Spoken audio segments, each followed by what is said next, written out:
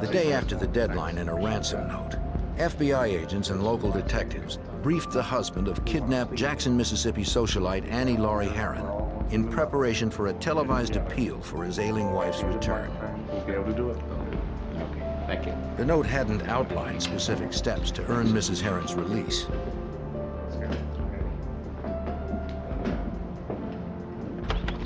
FBI behavioral profilers hoped the press conference would prompt the kidnapper to contact Mr. Herron with instructions to get his wife back unharmed. With his son and daughter at his side, Robert Herron asked anyone with any information to come forward. As a businessman, he also spoke directly to the kidnapper, promising to follow any specific instructions. A week later, the plan seemed to have worked. On August 15th, 1988, Robert Herron spotted the familiar handwriting of his wife among his mail. The envelope was postmarked August 12th from Atlanta, Georgia. Investigators were careful not to destroy any evidence that might have been left on it. Mr. Herron believed the letter was in his wife's handwriting, too.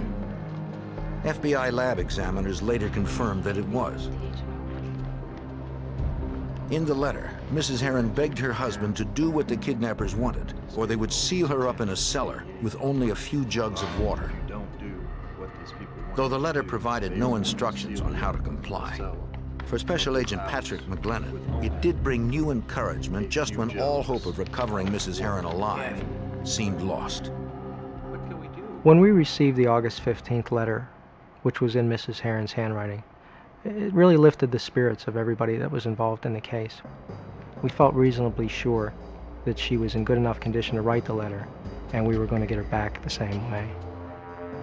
The letter itself had been dated August 10th, 15 days after the abduction.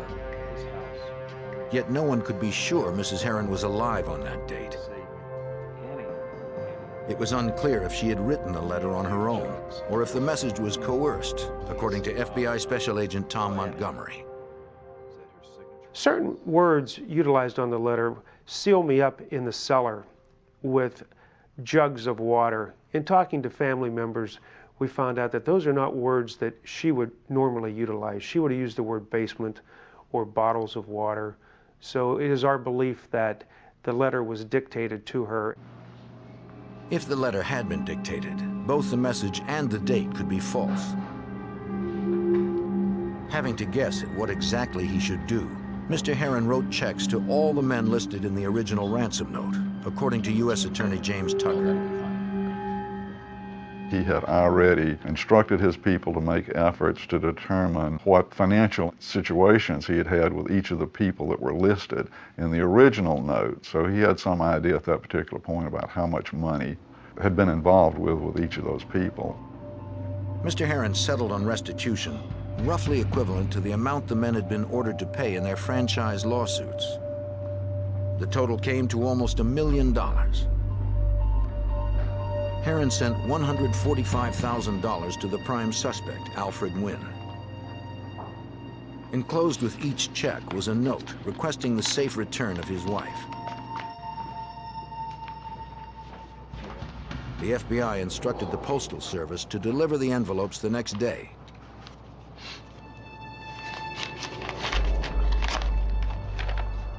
Later, agents spoke with Wynn's paralegal and learned of the attorney's reaction to Mr. Herron's check. When Mr. Wynn received his check in Tampa, Florida, he opened it, read the contents of the letter from Mr. Herron, turned to his paralegal and stated, "This is not what I wanted." He told his paralegal that what he had wanted was to get his life back, the return of his confiscated car, jewelry, and other property. Wynn sent back the check with a note enclosed, saying he hoped Mrs. Herron would be returned safely. Agents now believed that Alfred Wynn had kidnapped Mrs. Herron for revenge against the photography company Herron once chaired, not for monetary gain.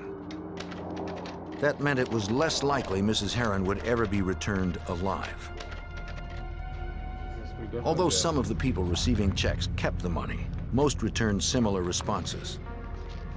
Some of the people that Mr. Herron sent these checks to sent the checks immediately back to him, sent letters or called on the telephone, expressing their regret to Mr. Herron that something like this could happen to his wife. They wanted nothing to do with the money, and they weren't going to benefit through his grief.